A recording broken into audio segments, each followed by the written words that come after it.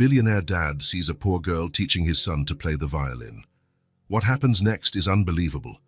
The sun had barely risen when Annie opened her eyes. The cardboard beneath her was damp with the morning dew, but it had been her mattress for so long that she hardly noticed anymore. She stretched like a kitten and sat up, rubbing her small eyes with her dirty hands. "Good morning, Daddy," she whispered to the brightening sky. Annie was only 5 years old, but her eyes already held a wisdom that didn't match her round, freckled face. She adjusted her faded blue dress, the only one she owned besides an oversized t-shirt, and reached for the most precious object in the world, the violin case. It was a black case, scuffed at the edges, with a gold clasp that no longer shone as it once did. When she opened it, she smiled. Inside, protected like a treasure, was her father's violin. "Time to work," she said to herself, a phrase she had heard her father repeat so many times. Annie tucked her thin blanket and the piece of cardboard behind a trash bin in the alley she called home. Then, she hugged the violin case to her chest and set off. Her steps were small but determined. The city was starting to wake up. Cars honked, rushed. People walked with cups of coffee, staring at their phones. No one noticed the little red-haired girl in the blue dress, carrying a case almost as big as she was. "Don't look at the ground," her father's voice echoed in her memory. Musicians walk with their heads held high. And so she walked, with her chin up, despite her worn-out shoes and her rumbling stomach. Annie arrived at the town square. It was her favorite place to play. There were big trees, wooden benches, and in the mornings plenty of people on their way to work who would sometimes stop to listen.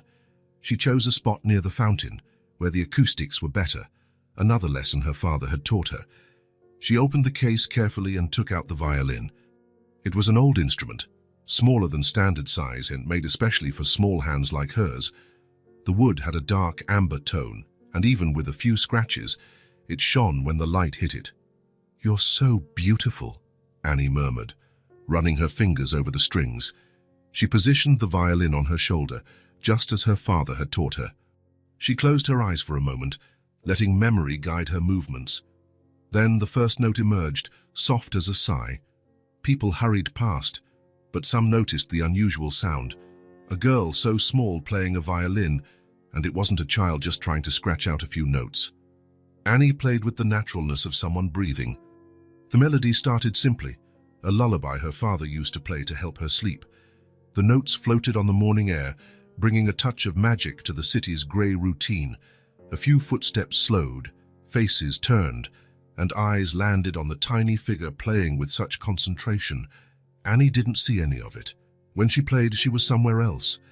She was in the small apartment she had shared with her father, where music filled every corner, where the smell of hot soup came from the kitchen, where she was just a girl, not a survivor. A man in a suit stopped and tossed a few coins into the open case. Annie kept playing but gave a slight nod of thanks, another of her father's lessons. Always be grateful, even if it's just a little. Music is a conversation, Annie. As the sun climbed higher in the sky, Annie changed her repertoire, from lullabies to cheerful waltzes, then to folk melodies that made feet tap to the rhythm. Her small hands moved with precision, her fingers finding the right notes by instinct. An elderly woman sat on a nearby bench just to listen to her. Children passing by would stop, fascinated to see someone so small playing so well. Annie just smiled, without stopping her music. She had learned that less talking meant fewer questions, and fewer questions meant fewer problems. Her violin spoke for her, telling her story without needing words. When the town square clock struck noon, Annie took a break. Her stomach was rumbling, but the case held enough coins and a few bills for a sandwich. She counted the money carefully, her lips moving silently, adding it up just as her father had taught her. At the food cart near the square, Annie waited patiently for her turn. The vendor already knew her. "The usual little Mozart?" he asked with a kind smile. Annie nodded, handing over the precisely counted coins. The sandwich was simple, bread, cheese, and ham, but to her, it was a feast.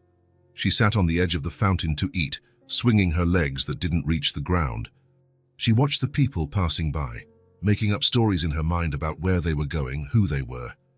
"Dad, I think I'll make enough for new socks today, she thought, looking at her feet with socks that were worn through at the heels. After eating, Annie returned to her spot. The afternoon brought a different kind of crowd. Tourists taking pictures, people returning from lunch, retirees out for a stroll. She adjusted the violin again, and this time chose a more upbeat song. Sweat ran down her face as she played, but she didn't mind. The violin spoke for her, telling her story without words. It spoke of longing, of loneliness, of the love that still lived inside her. And people listened, even without fully understanding. A little boy stopped with his dog and stared, his mouth open. He looked like he wanted to say something, but his mother pulled him away by the hand. Annie was used to it. Children wanted to talk, but adults always shooed them away, as if she were invisible or dangerous.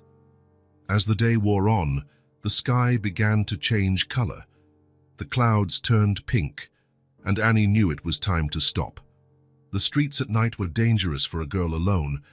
She needed to find a safe place to sleep before it got completely dark. Carefully, she put the violin back in its case, stroking it one last time. She counted the money.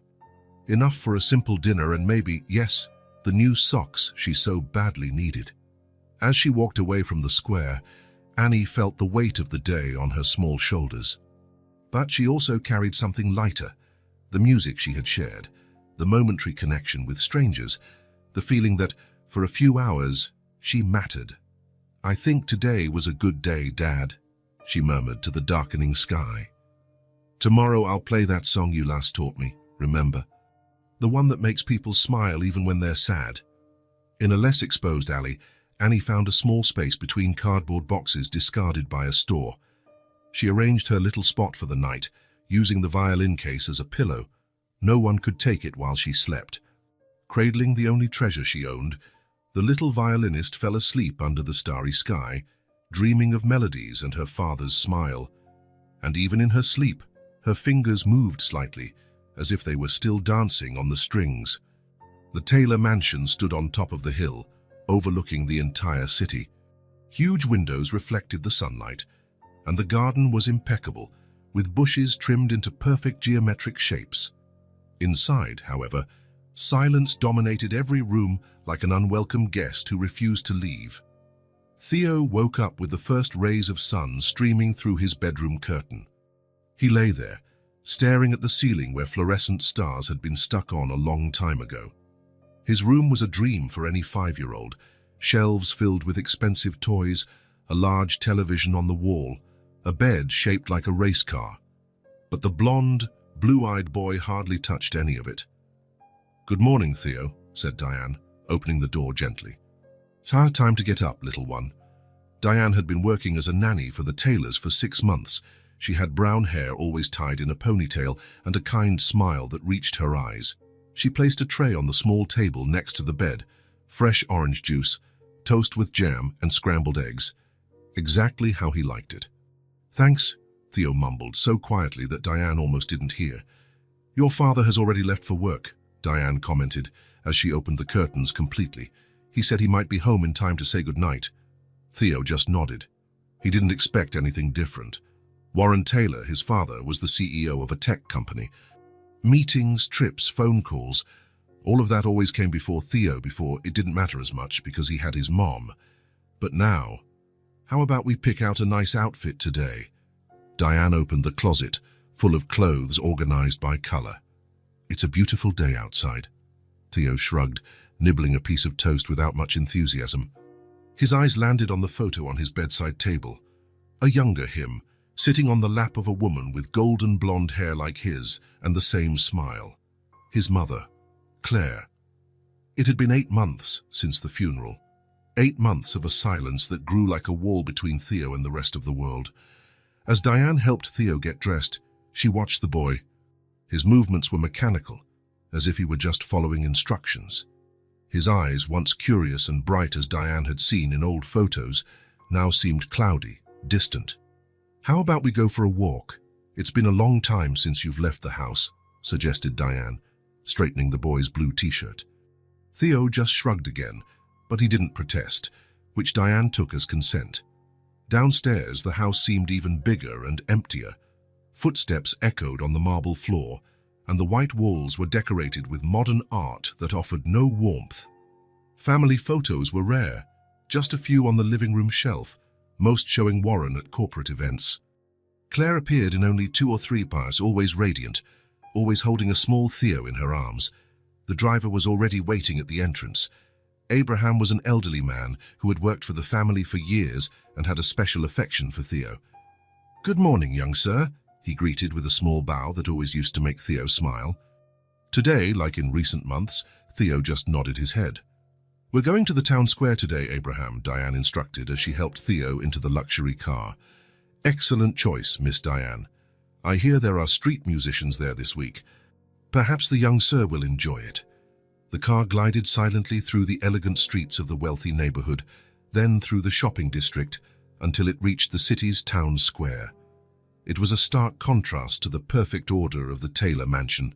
People of all kinds walking, talking, living. Street vendors, children running, pigeons fighting over crumbs. "Look, Theo, they have ice cream over there," Diane pointed, hoping to spark some interest in the boy. Theo glanced briefly in the indicated direction, but his eyes were soon drawn to another spot in the square. A soft, melodic sound was coming from near the fountain. Without a word, he started walking in that direction as if pulled by an invisible string. Diane followed, surprised by his sudden independent movement. As they got closer, she saw what had captured Theo's attention: a small girl, probably the same age as him, playing the violin. She had messy red hair and wore a faded blue dress, but she played with a grace and feeling that seemed impossible for someone so young. Yet to Diane's astonishment, Theo walked to a bench near the girl and sat down, his eyes fixed on her. His normally expressionless face looked attentive, interested. "Do you want to stay here for a bit?" Diane asked, sitting down beside him. Theo nodded, his eyes never leaving the little violinist. For almost an hour they stayed there. Theo didn't speak, didn't move, just watched. The girl played with her eyes closed most of the time, her small hands moving with surprising skill over the strings. Every now and then, she would open her eyes and seem to notice Theo, but she continued playing without interruption. People passed by, some stopping briefly, leaving coins in the open violin case, and moving on. But Theo stayed, motionless, absorbing every note as if it were water in a desert. When the violin girl took a break, Diane took the opportunity to buy ice cream. She offered one to the girl, who accepted with a shy smile but didn't speak to her. Theo watched the girl lick her ice cream, his blue eyes wide with curiosity. On the way back home, something was different. Theo was looking out the window, but his eyes seemed to be seeing the world outside, not just staring through it with the empty gaze of before. "Did you like the music, Theo?" Diane asked. "Yes," he replied, just like that, one word. A direct answer. That evening, as Diane was tidying up the room, she noticed that Theo had pulled out a box of colored pencils from under the bed, supplies he hadn't touched in months. He hadn't drawn anything yet, just arranged the pencils by color, as he used to do before. The next morning, Theo woke up earlier. When Diane entered the room, he was already sitting up in bed. "Can we go to the square again?" he asked, his voice small but clear. Diane almost dropped the tray in surprise. It was the first time in months that Theo had asked for something, that he had shown interest in anything. "Of course we can, sweetie. After breakfast, okay." Theo nodded, and to Diane's complete amazement, the corner of his mouth turned up slightly, almost a smile. At breakfast, Theo ate everything without needing to be reminded.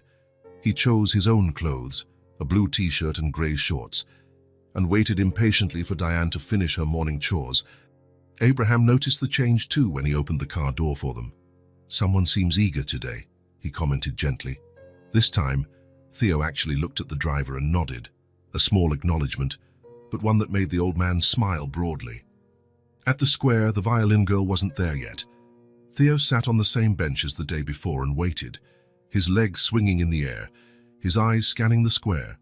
Diane bought him a juice, which he drank in small sips, never taking his eyes off the spot where the girl had played.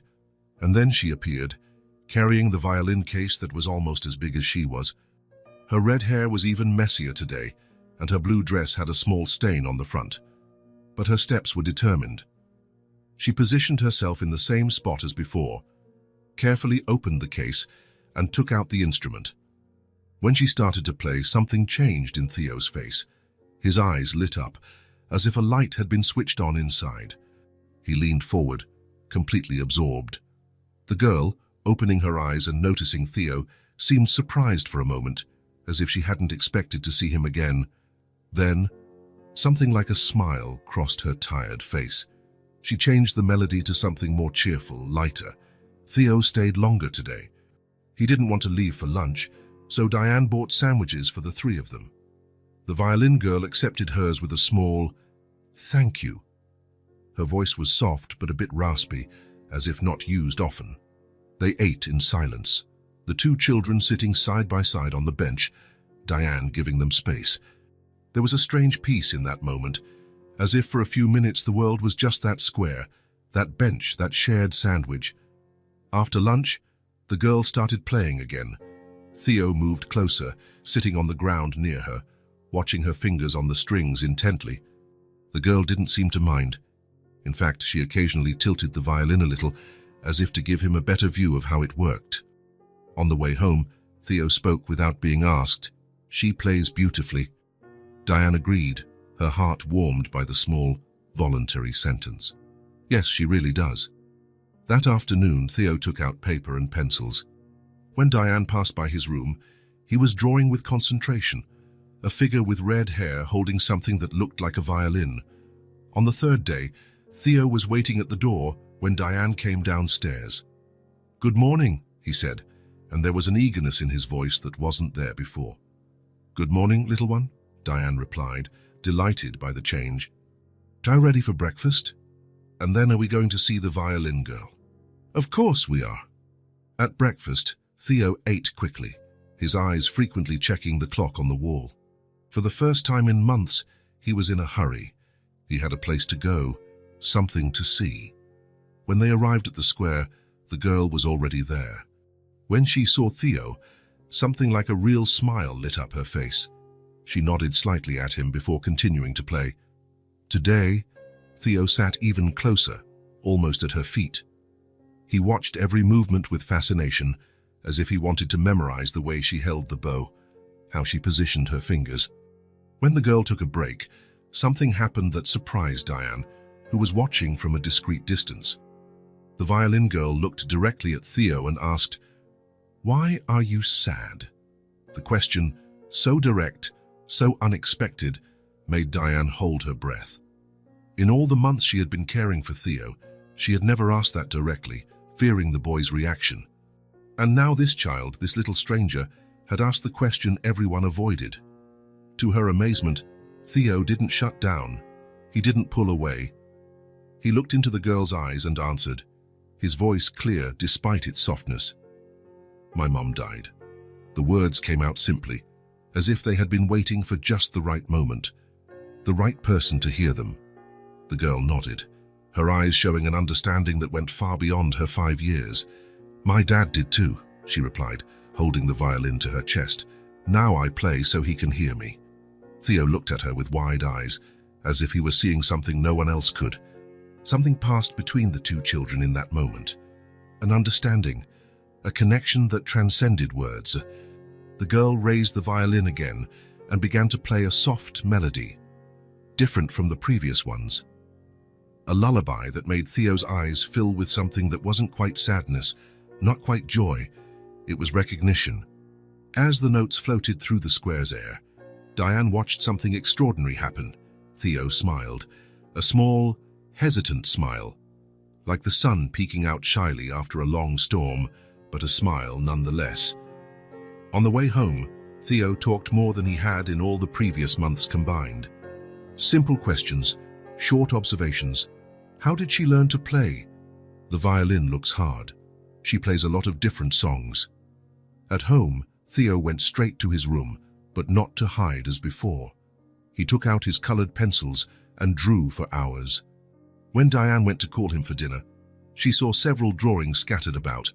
The girl with the violin, the square, the fountain, pigeons, ice cream, colors. After months of gray, Theo's world was gaining color again. At dinner, he asked for a second helping, something he hadn't done in so long that the cook exclaimed in surprise. Afterward, he asked to watch a movie, another novelty, and when it was time for bed, Theo asked, "Can we go see the Violin Girl again tomorrow?" "Of course we can, sweetie," Diane replied, tucking the blanket around him.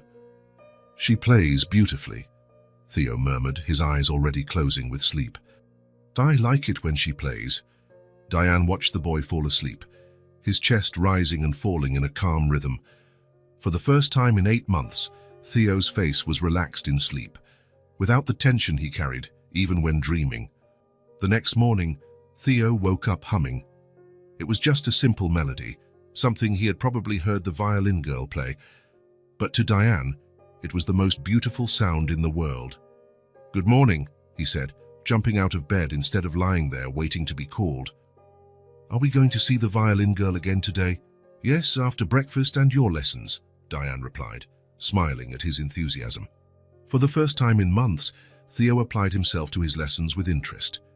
He read aloud, practiced his numbers, and even wanted to color the drawings in his activity book, all to get to the square faster. And so, day after day, a pattern was established. Mornings of lessons, afternoons in the square listening to the Violin Girl, evenings of drawing and stories. Slowly, the boy who lived in the cold house on the hill was coming back to life. Theo started asking questions he hadn't asked in months. He started noticing things: the bird on the window, the color of the flowers in the garden, the taste of his food. He started to exist in the world again instead of just passing through it. At home, Theo started asking to listen to music during dinner. He started singing in the bath. He started running through the garden instead of sitting motionless in a corner. The house on the hill was still large, still luxurious, still had the best of everything. But with Theo's laughter echoing through the halls, with his improvised songs filling the air, with his colorful drawings now decorating the refrigerator, it was starting to feel less cold. And at the center of it all was an unexpected connection, a silent bond formed between two children who had lost too much as too soon. Two children who somehow were helping each other find their way back to the light. Theo didn't know where the Violin Girl lived, or with whom. He didn't understand her situation or her hardships. He only knew that when she played, the world seemed a little less dark, a little less cold, and for now that was enough. The days passed, and the visits to the square became the most important part of Theo's routine. Every morning, he woke up with an energy that surprised everyone in the Taylor mansion. The cook commented on how the boy's appetite had returned. The gardener noticed how he would stop to look at the flowers on his way to the car. Abraham, the driver, smiled, seeing the boy run to the vehicle instead of dragging his feet as before. It was a particularly sunny day. The sky was a brilliant blue without a single cloud to interrupt its perfection.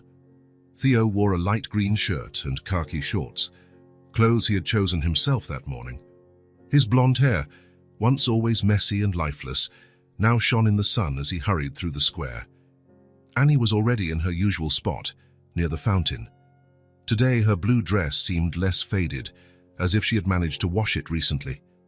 Her red hair was tied back in a makeshift ponytail, a few stray strands escaping to dance around her freckled face.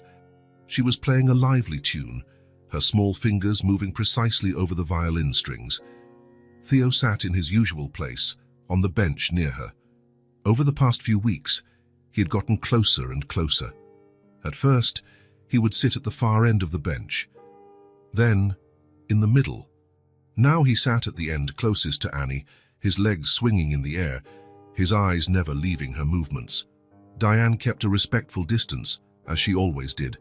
She had noticed how the two children seemed to create their own little world when they were together, a world where adults were just spectators. She bought a coffee from a nearby stall and sat on another bench, from where she could watch without interfering. Annie finished the song with a long, vibrant note. A few people who had stopped to listen applauded and threw coins into the open violin case. She thanked them with a small nod, as she always did. When everyone had moved on, Annie looked at Theo. There was a smile on her face, something that was becoming more frequent with each visit. At first, she rarely smiled. Now, she seemed to save her smiles, especially for him.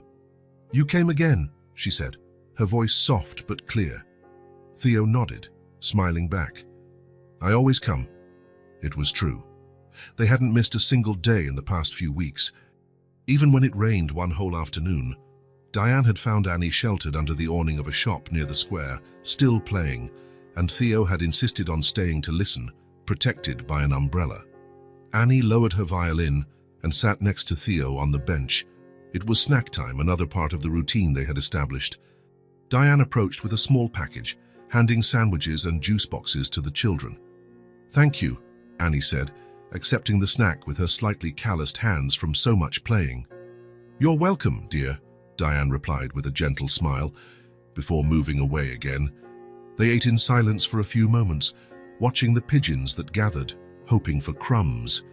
Theo threw a small piece of bread, and the birds immediately lunged for it, making Annie laugh. "They're funny," she commented, throwing another piece.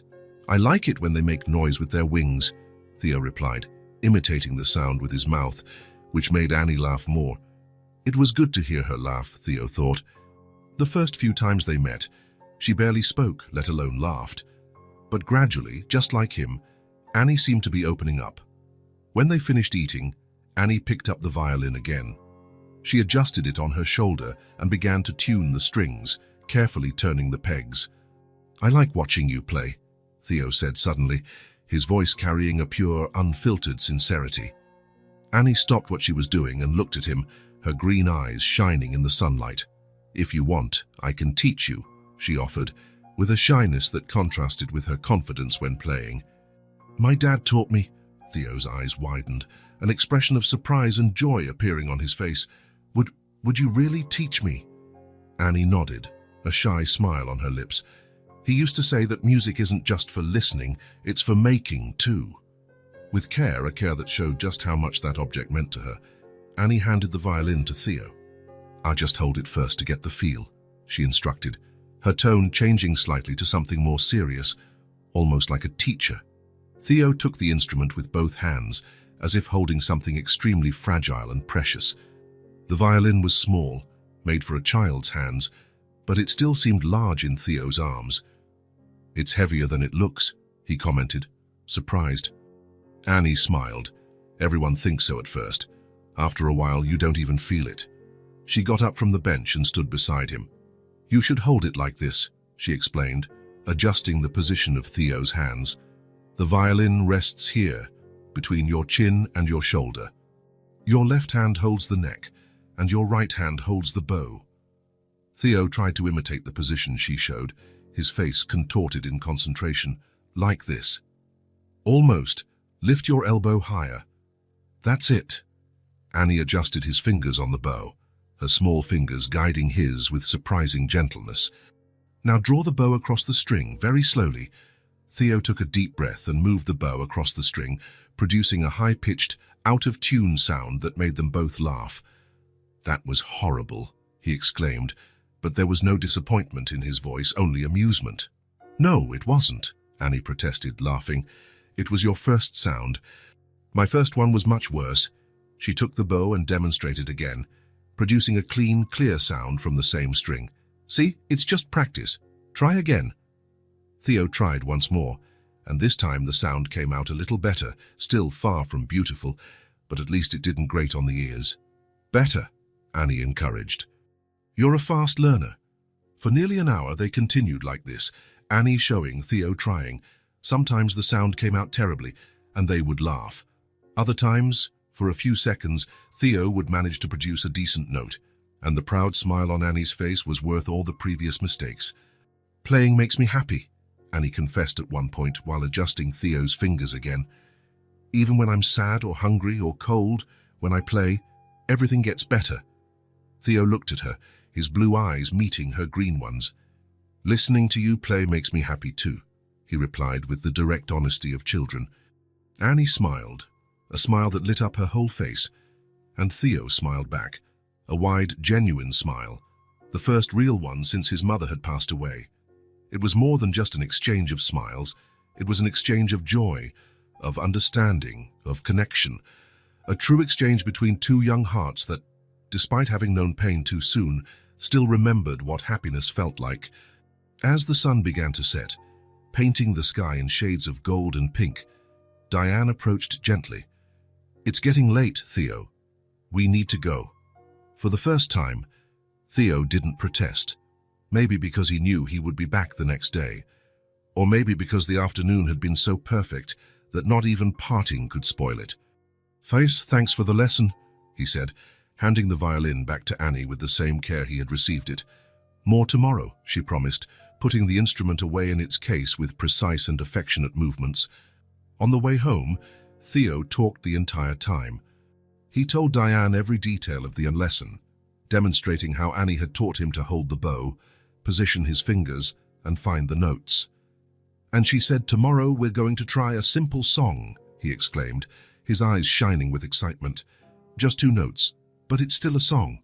Diane smiled, her heart warmed to see Theo so animated. It was as if a light had been switched on inside him, a light that everyone had feared was extinguished forever after Claire's death. At home, Theo ran to his room and grabbed paper and pencils. He drew the violin, trying to capture every detail he had observed so carefully over the previous weeks. Then he drew himself holding the instrument, and Annie beside him, a smile on her face. At dinner, he surprised everyone by humming a melody, one of the songs Annie often played. "Someone seems to be in a good mood," the housekeeper commented, serving the soup. Theo just smiled and continued humming. Later, when Diane went to tuck him in, he was already under the covers, but his eyes were wide open. "I can't sleep," he confessed. "I'm thinking about the music." "How about I read you a story?" Diane suggested, sitting on the edge of the bed. Theo shook his head. "Can you just stay here for a bit? I want to tell you more about the violin." And so, Diane listened as Theo talked about strings and bows, about notes and rhythms, about how Annie had learned from her father and was now teaching him. He talked until his voice began to slow, to slur, and finally his eyes closed. Diane tucked the blanket around him and quietly left the room. In the hallway, she ran into Warren coming home. Warren Taylor looked more tired than usual. His impeccable suit couldn't hide the dark circles under his eyes or the tension in his shoulders. He gave Diane a brief nod, already heading to his office. "Mr. Taylor," Diane called, making him stop. "Theo is already asleep, but I think you should know. He had a wonderful day today." Warren turned a look of mild surprise on his always controlled face. "Really?" "Yes," Diane confirmed. "In fact, he's been having better and better days these past few weeks. Today he even hummed during dinner." Something shifted in Warren's gaze, a glimmer of interest, perhaps even hope. "He hummed?" Diane nodded. "He's sleeping better too.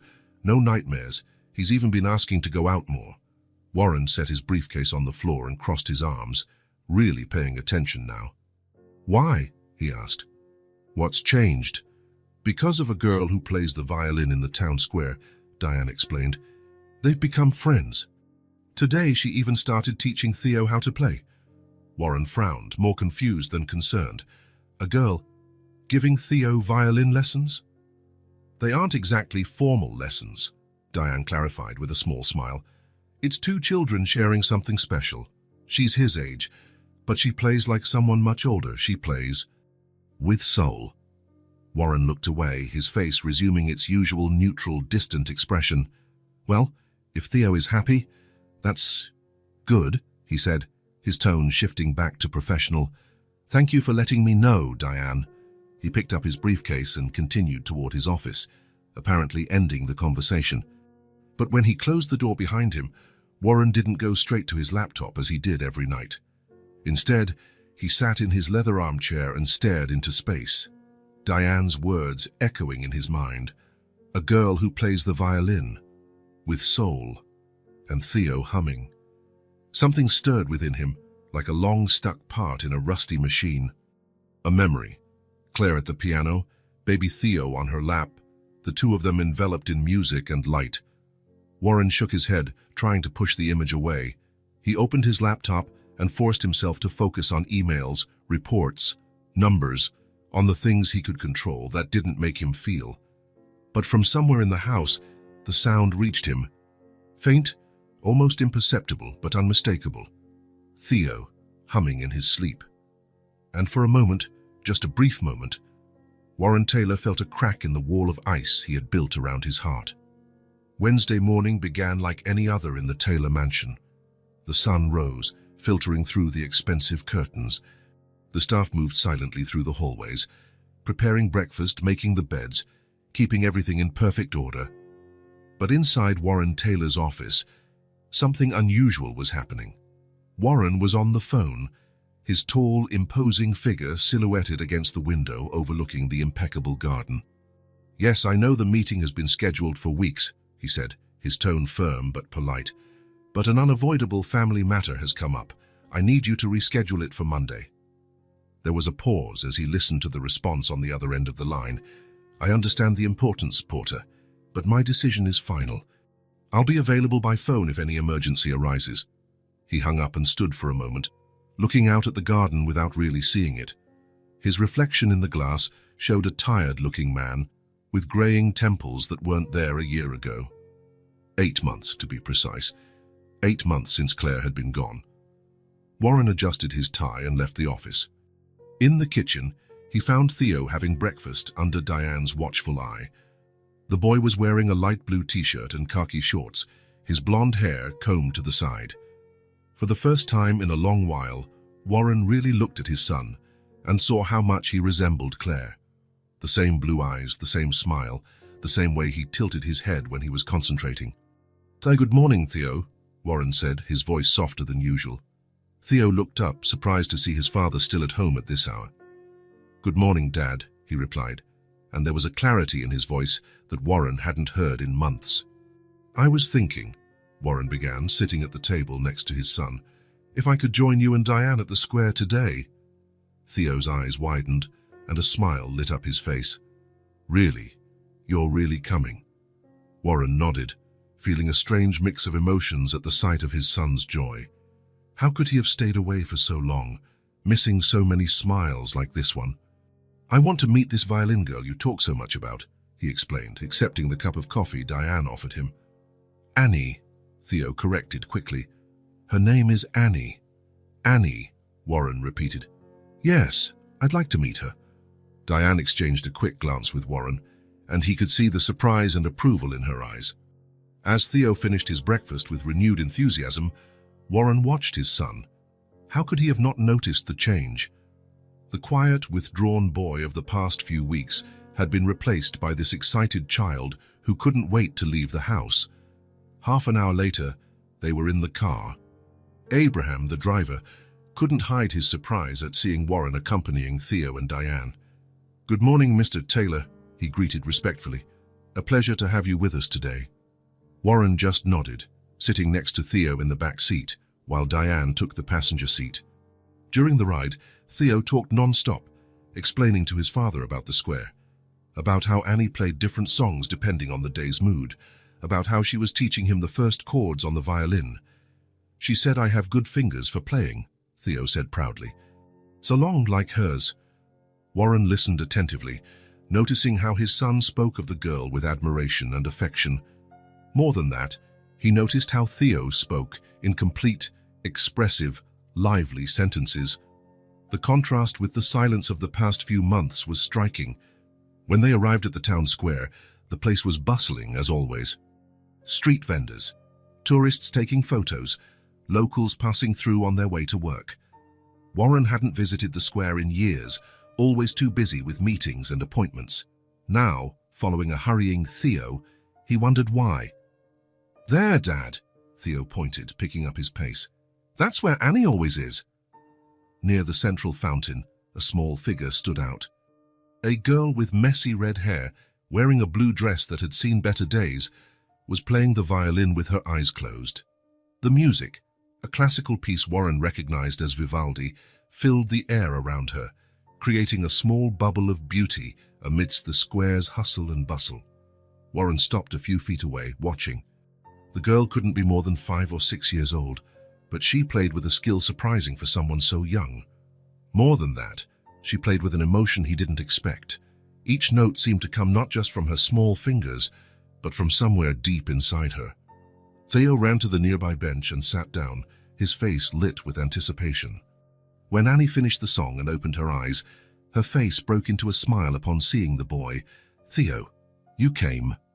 "I always come," he replied, as if it were the most obvious thing in the world.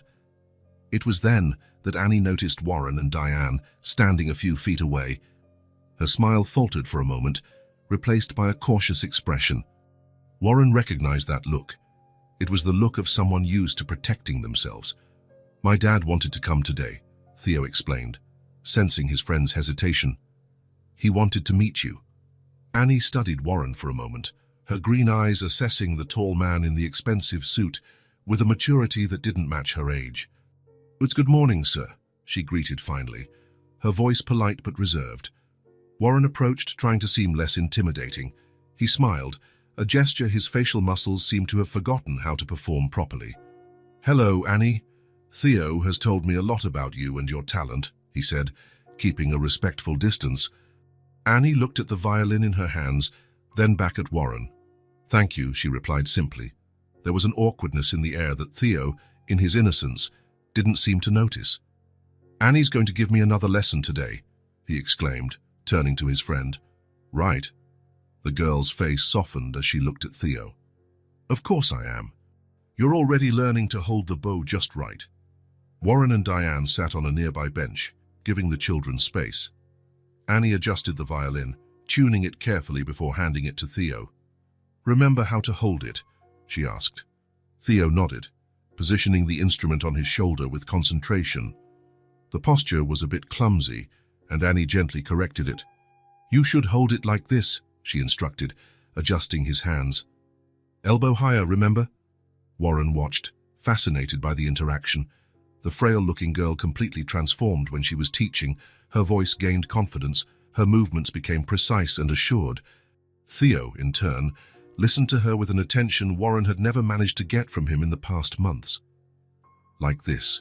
Theo asked, adjusting his position. "That's it," Annie approved. "My dad always said the violin has to be like a part of your body.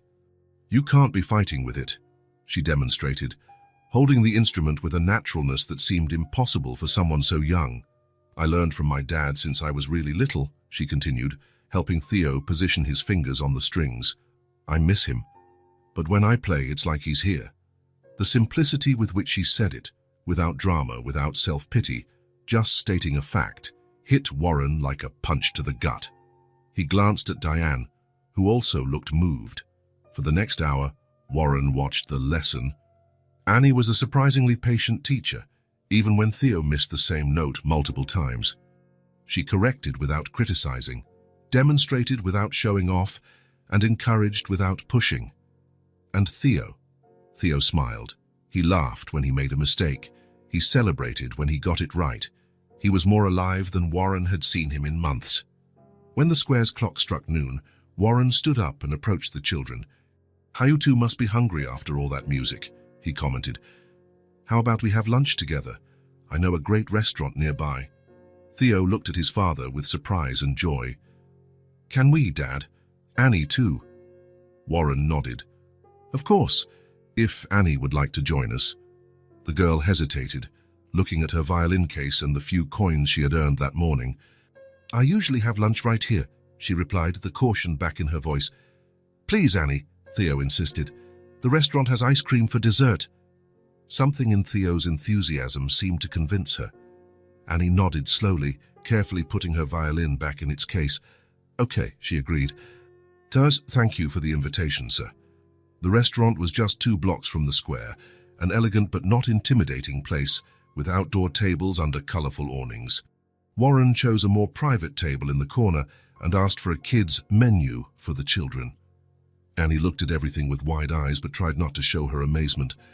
She sat up straight in her chair, mimicking Warren's posture. When the waiter came, she ordered in the same as Theo, in a voice so polite it sounded rehearsed. While they waited for the food, Warren tried to start a conversation. "Theo told me you play very well, Annie. How long have you been studying the violin?" "Since I was 3, she replied. "My dad was a street musician. He played the violin and sometimes the guitar." "And your mother?" Warren asked gently. Annie looked down for a moment, She left when I was a baby. I never knew her.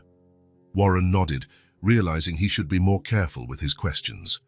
You play beautifully for someone so young, he commented, changing the subject. Have you ever thought about taking formal lessons? Annie shook her head. Lessons cost money, she answered simply, without bitterness, just stating a fact. The food arrived, burgers and fries for the kids, salad and grilled chicken for the adults. Annie waited for everyone to start before picking up her burger, and she ate in small, controlled bites, clearly trying to use her best manners. It was Theo who finally asked the question Warren had been avoiding. Annie, where do you live now that your dad isn't here anymore? The girl chewed slowly, as if buying time to decide how to answer. Finally, she shrugged. Shall I stay in different places? There's an alley near the shoe store where it's safe at night, and when it rains hard, there's an awning behind the market where the guard doesn't mind if I sleep there. The simplicity with which she described her desperate situation made Warren feel a cold shiver run down his spine. He looked at Diane, whose eyes were shining with restrained tears. After he died, I was alone, Annie continued, taking a sip of her soda. I only had the violin. Some people wanted to take me to a shelter, but I ran. I heard that in shelters they take your things, and I couldn't lose my dad's violin.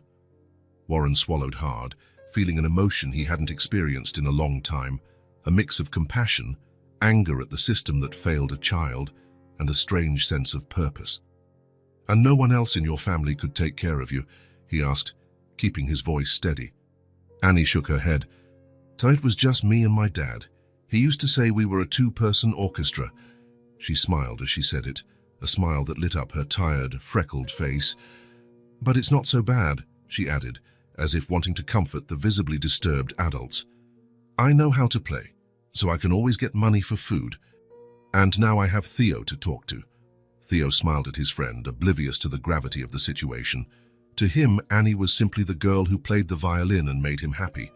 He didn't fully understand what it meant to have no home, no family. Dessert arrived, chocolate ice cream with hot fudge. Annie ate slowly, savoring each spoonful as if it were a treasure. This is better than the ice cream from the cart, she commented to Theo, who agreed emphatically. As the children ate their dessert, Warren watched them, lost in thought. For the first time in a long time, perhaps for the first time since Claire's death, he wasn't thinking about work, numbers, or reports.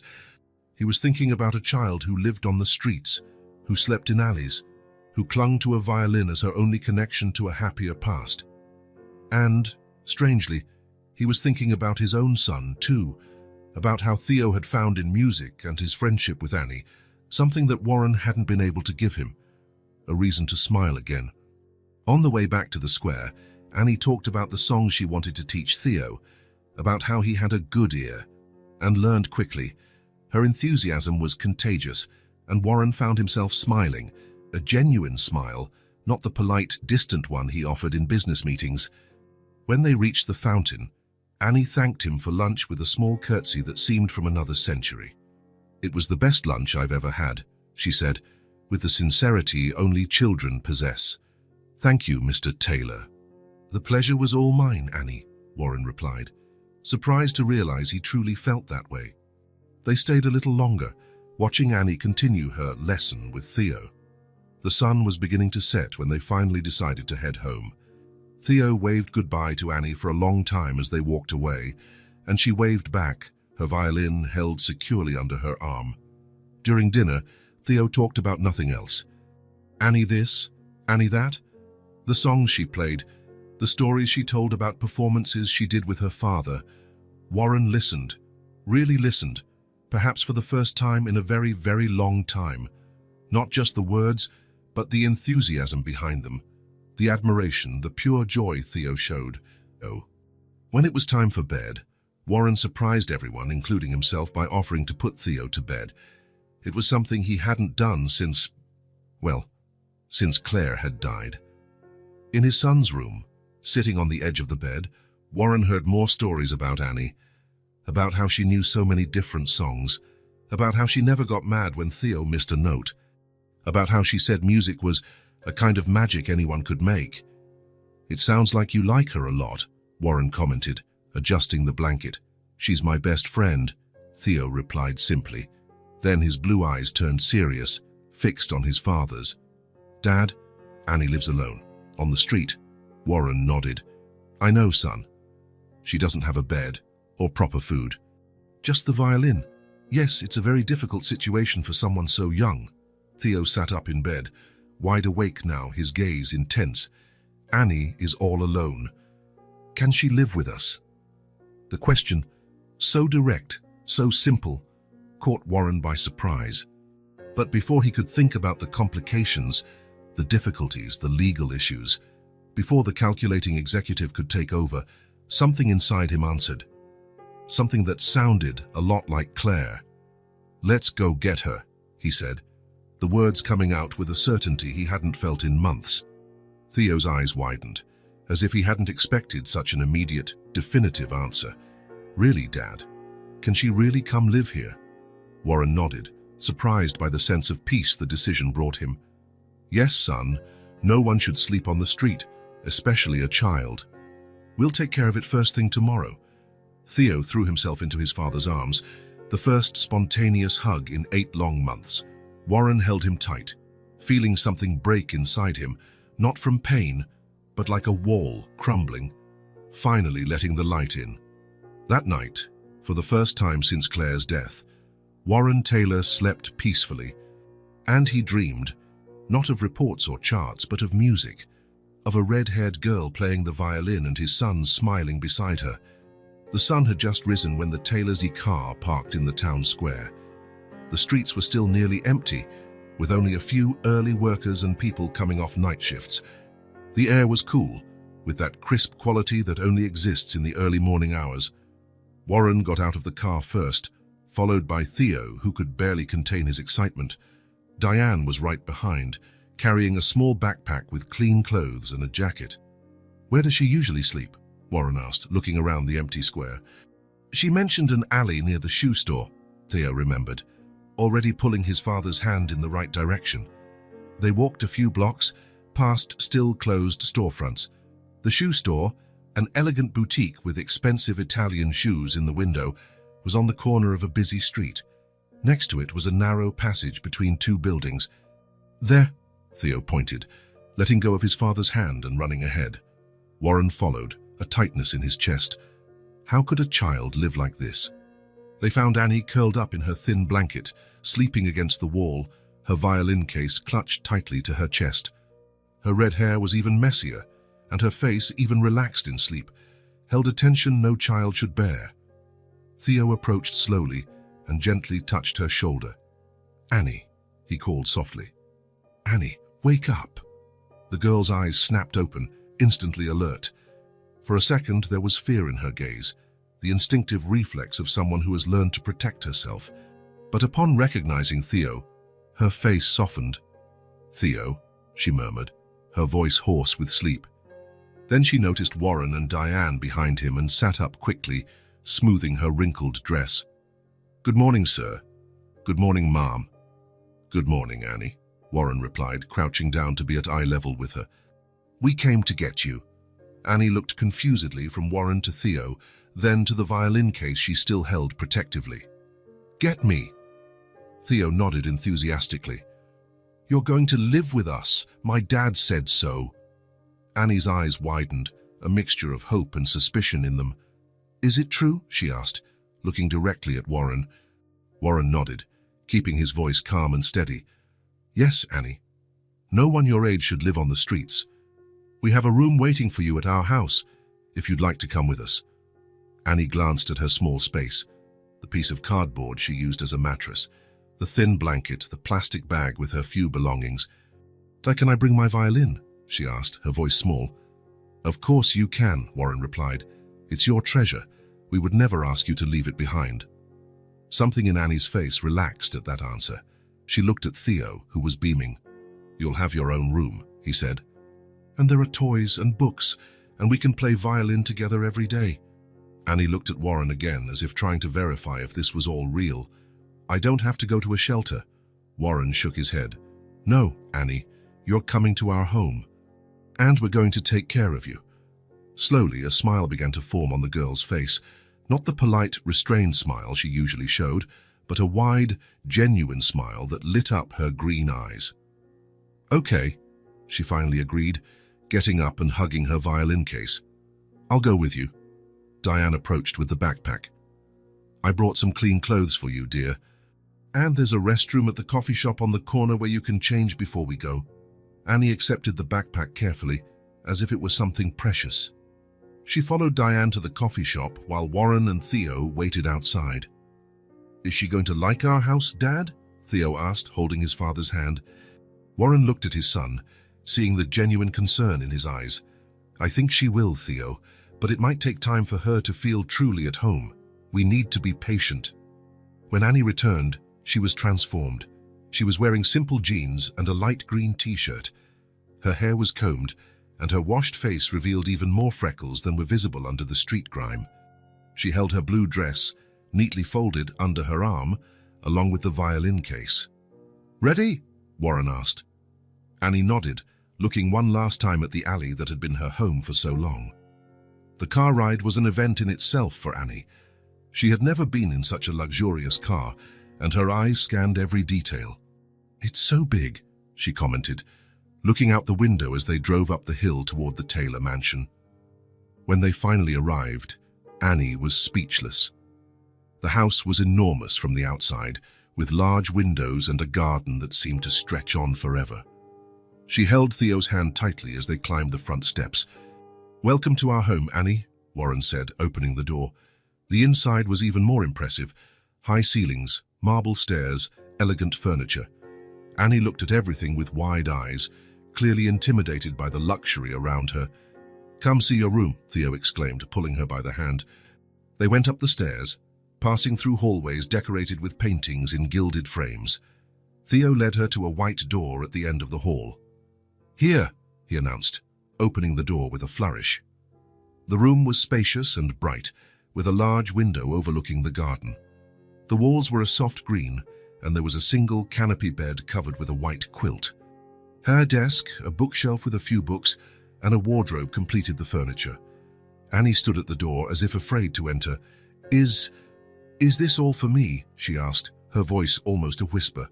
"Yes, it's your room now," replied Warren, who had followed them. "We can decorate it however you like. Change the colors, buy more things." Annie walked in slowly, her fingers touching the soft quilt as if she couldn't believe it was real. "I've never had a room of my own," she confessed. "We lived in a tiny apartment, my dad and I. We slept in the same room." She placed her violin case carefully on the bed and looked around again, taking in every detail. "There's a bathroom there," Theo pointed to a side door, "and my room is right next door. We can leave the doors open to talk before we go to sleep." Annie smiled at him, still looking a bit stunned by it all. "We'll let you get settled," Warren said. "Lunch will be served in an hour. Theo can show you the rest of the house until then." When Warren left, Theo immediately began the tour, pulling Annie from room to room, showing her the living room, the formal dining room, the huge kitchen where the cook, Mrs. Phillips, was already preparing lunch. "And this is the library," Theo announced, opening the double doors to a room filled with floor-to-ceiling bookshelves. "There are books about everything in here." Annie looked in awe at the packed shelves. Her father had taught her to read early, and books were a rare luxury in her life. Can I read them?" she asked hesitantly. "Of course," Theo replied. "There are books. Now they're yours too." Lunch was served in the kitchen at a smaller, cozier table than the one in the formal dining room. Annie ate with the same care as the day before, still trying to use her best manners. In the afternoon, Diane took the two children to buy clothes and other necessities for Annie. The girl seemed uncomfortable with the idea of getting so many things, but Theo encouraged her to pick what she liked. "That dress matches your hair," he would say, pointing to an emerald green dress. "And we need new shoes too." By the end of the day, Annie had a complete wardrobe, school supplies, and even a few toys, although she seemed more interested in the books they had bought. Dinner time brought a surprise. Warren came home from work early. Normally, he rarely showed up before 9, but that day he was home at 6. "I want to hear how your day was," he said, sitting at the table with the children. Theo excitedly recounted their shopping trip, how they had shown Annie the whole house, and how they had practiced the violin together in the late afternoon. "Annie said I can use her violin until we get one for me," Theo reported. "We can arrange one for you tomorrow," Warren replied, looking at Annie. "And you, Annie? How are you feeling?" The girl thought for a moment before answering. "It's very different," she said finally. "But good. Very good." After dinner, Annie shyly asked if she could take a bath. "It's been a long time since I've taken a real bath," she explained. "I've only washed up in public restroom sinks." Diane helped her with the bath, showing her how the large tub with jets worked. When Annie came out, in new pajamas and with damp hair, she looked like a different person, more relaxed, more like a child. Warren found them in the library, where Theo was showing Annie his favorite books. It was such a domestic, normal scene that for a moment he felt a pang in his chest. Claire should have been here to see this. When it was time for bed, Annie hesitated at the door of her new room. "Can I sleep with the light on?" she asked quietly. "I've never slept in such a big place before." "Of course," Diane replied. "And the door can stay open if you prefer." Annie nodded, relieved. She placed the violin case next to the bed, within arm's reach, and climbed into the bed that was too big for her small body. The following days established a new routine in the Taylor mansion. Annie adapted quickly, although she still had moments of strangeness, like when she was startled by the sound of the vacuum cleaner, or when they found her hiding pieces of bread under her pillow for later. Theo was radiant. Having Annie around, he seemed to blossom. The two became inseparable, playing in the garden, reading together in the library, practicing the violin. Warren had bought one for Theo and hired a teacher who came twice a week for formal lessons for both. The most surprising thing, however, was the change in Warren. He started coming home earlier. He started declining weekend meetings. He started to be present, really present in the children's lives. One evening, about 2 weeks after Annie's arrival, Warren found Theo alone in the living room, looking at a photo of Claire on the mantelpiece. "She would have liked Annie," Theo said when he noticed his father at the door. Warren came over and sat next to his son on the sofa. "So yes, she would have liked her very much," he agreed. "Your mother had a huge heart." They were silent for a moment, both looking at the photo. Claire was smiling, her golden hair shining in the sun, her blue eyes, so much like Theo's, full of life. "I miss her," Theo said softly. "Me too, son," Warren replied, feeling the familiar tightness in his chest that always came when they talked about Claire. Every single day. Another silence, longer this time. Warren looked at his son, really looked, and saw not just the boy who needed him, but the courage Theo had shown in facing his grief, the compassion he had shown for Annie, the joy he was bringing back into their home. "Theo," Warren began, his voice huskier than he intended. "When your mother died, I was scared. I thought work would solve it. That if I kept everything running, the company, the house, the finances, somehow we would be okay." Theo looked at him attentively, his blue eyes serious. "But you needed me," Warren continued, the words catching in his throat. "And I wasn't there. Can you forgive me?" There was a moment of silence, as during which Warren felt his heart clench. Then Theo shifted on the sofa and leaned his head against his father's shoulder, a gesture so simple, so trusting. "I love you, Dad," he said, his voice small but firm. Warren wrapped an arm around his son, pulling him closer. "I love you too, Theo. More than anything in the world." They stayed like that for a while, just existing together in the comfortable silence that only people who love each other can share. It was Annie who found them like that, entering the room with a book in her hands. "Sorry," she said, seeing the intimate moment. "So I'll come back later." "No, Annie, come," Warren called, extending his other arm. "We were just talking." Annie approached shyly, still not fully accustomed to her place in this new family. Her eyes fell on the photo of Claire on the mantelpiece, and she stopped looking at it intently. "That's my mom," Theo explained, noticing her interest. Annie moved closer to the photo, her green eyes fixed on the image. Then, to Warren and Theo's surprise, she said, "I met her. Your wife." Warren felt as if the air had been sucked out of the room. "How?" he asked, his voice barely a whisper. Annie looked at him, then back at the photo. She used to pass by where my dad played, in the park, near the big fountain. She always smiled at us. She touched the picture frame carefully, as if afraid of breaking it. Sometimes she'd leave a flower. For me, Annie continued, a small smile appearing on her face. One time, when it was raining, she brought us hot chocolate. Warren felt his eyes burn. The park Annie mentioned was near the conservatory where Claire taught. She passed by it every day. She was very pretty, Annie added, and she had a beautiful laugh too. Warren couldn't answer. The idea that Claire had known Annie and her father, that she had smiled at them, left them flowers, shared hot chocolate. It was too much to process. Somehow their lives had been connected long before they imagined. Theo looked from Annie to his father, his eyes wide with the revelation. "See, Dad?" he said finally. "Mom already knew Annie. She was already our friend." Warren nodded, unable to speak. He extended his arm, and Annie came closer, sitting next to him on the sofa. And so, with a child on each side, Warren Taylor felt something he hadn't felt in a long time: completeness. The house on the hill, once so cold and empty, was now overflowing with life, with music, with warmth, with love. Annie had found a home, and, somehow, she had brought home back to the Taylors too. The waiting room of the Randall and Associates law firm was elegant, with leather armchairs, well-tended plants, and an efficient secretary typing on a state-of-the-art computer. Warren Taylor sat upright in his impeccable suit, a folder of documents on his lap. It was the third meeting that month with Martin Randall, the lawyer who had handled the Taylor family's legal affairs for nearly a decade. "Mr. Taylor," the secretary called, "Mr. Randall is ready to see you." Warren entered the spacious office, where Martin Randall, a man in his 50s, with graying temples and thin-rimmed glasses, was waiting for him, standing.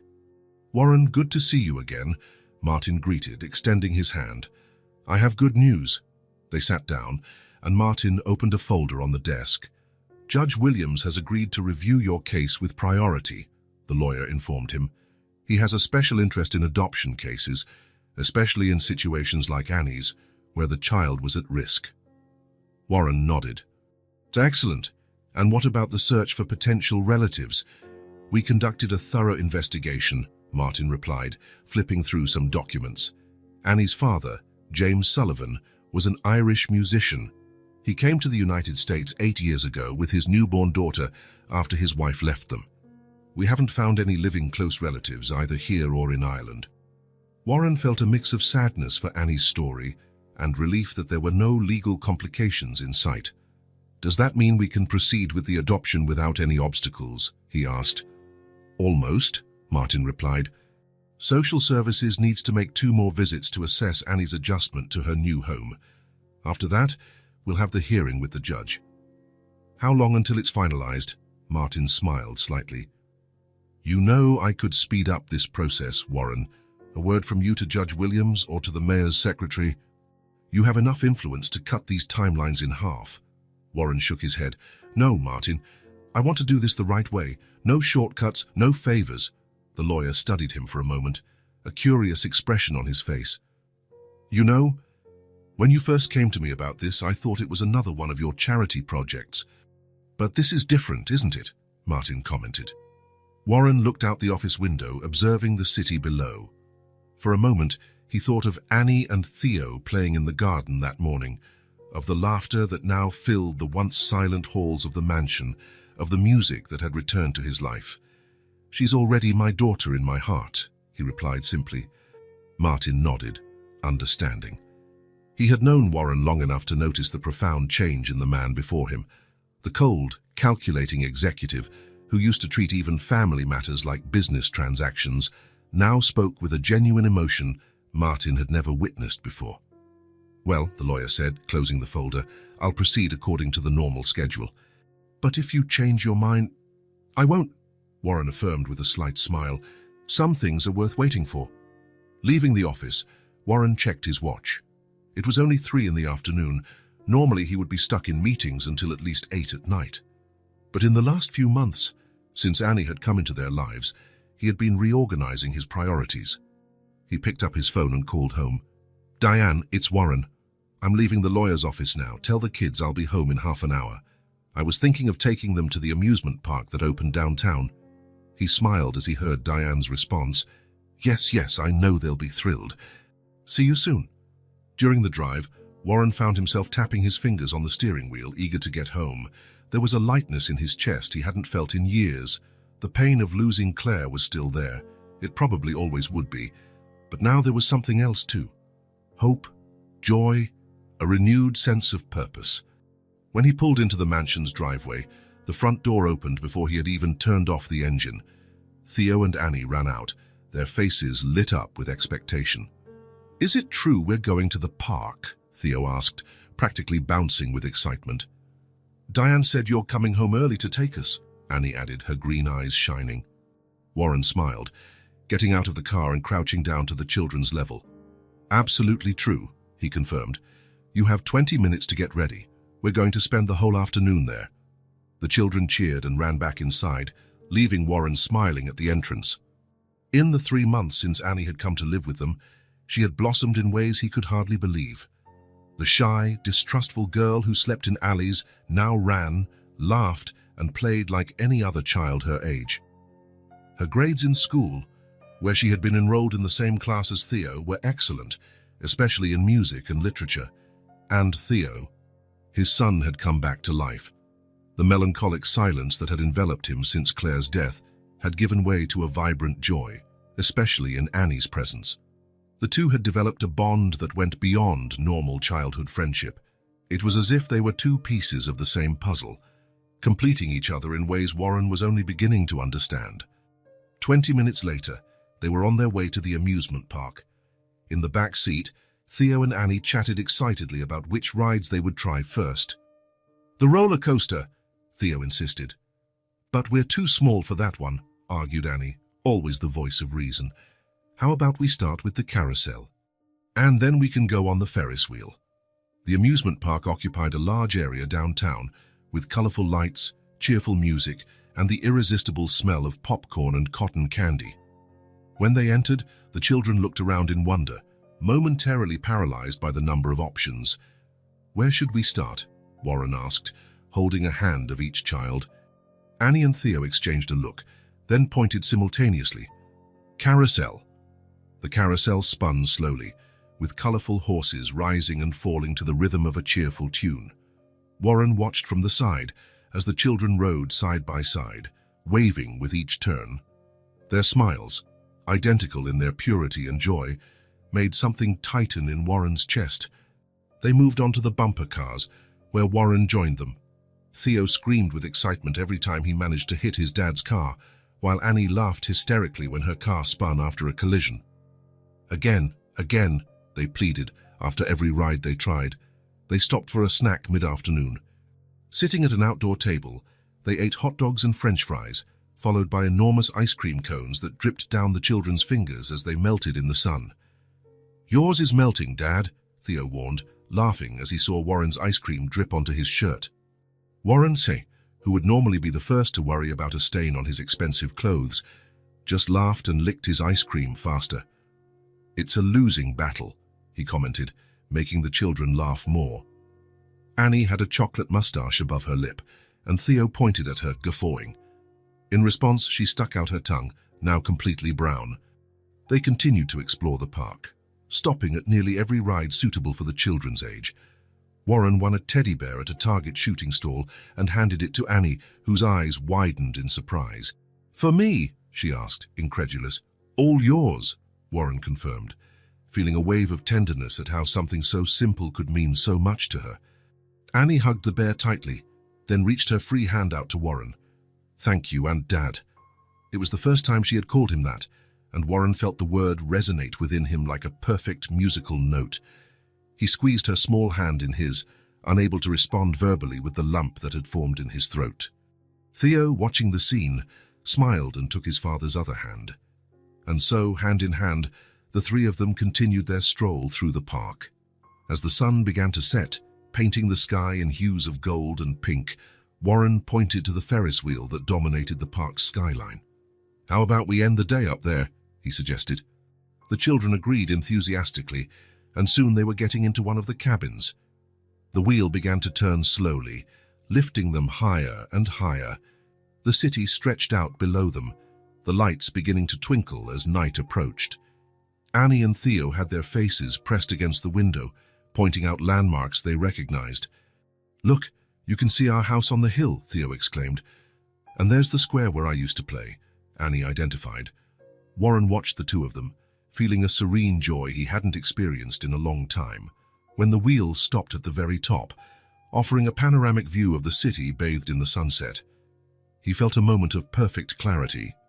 "Come here, you two," he called, opening his arms. The children snuggled up to him, one on each side. Warren hugged them tightly, feeling their small, warm bodies against his. "Our family is smiling again," he said softly, kissing the top of each of their heads. "And it's because of you, Annie. Thank you for coming into our lives." Annie looked up, her green eyes shining with unshed tears. "You came into my life too," she replied, "when I needed it most." Theo reached his hand over his father and held Annie's. The three of them stayed like that, huddled together as the Ferris wheel completed its cycle, slowly descending back to earth. It was dark when they returned home. Annie and Theo, exhausted but happy, fell asleep in the back seat of the car. Warren watched them in the rearview mirror, their faces relaxed in sleep, their hands still joined between them. When they got home, he carried them one by one to their rooms. First Annie, who only murmured sleepily as he tucked her in and placed the new teddy bear beside her. Then Theo, who briefly opened his eyes as he was placed in bed. "It was the best day?" the boy mumbled before falling back asleep. "Yes, it was," Warren agreed, tucking the blanket around him. Later, sitting alone on the veranda overlooking the garden, Warren contemplated the stars in the night sky. He thought of Claire, of how she would have loved Annie, of how happy she would have been to see Theo smiling again. "You already knew her," he murmured to the starry sky. "Somehow you had already connected our lives. The adoption process would still take months to be officially completed. There would be more visits from social services, more meetings with lawyers, more papers to sign. But Warren knew those were just formalities. In reality, in the only reality that mattered, Annie was already his daughter. And together, the three of them had formed something new and precious from the ashes of loss. A family, real, true, and complete.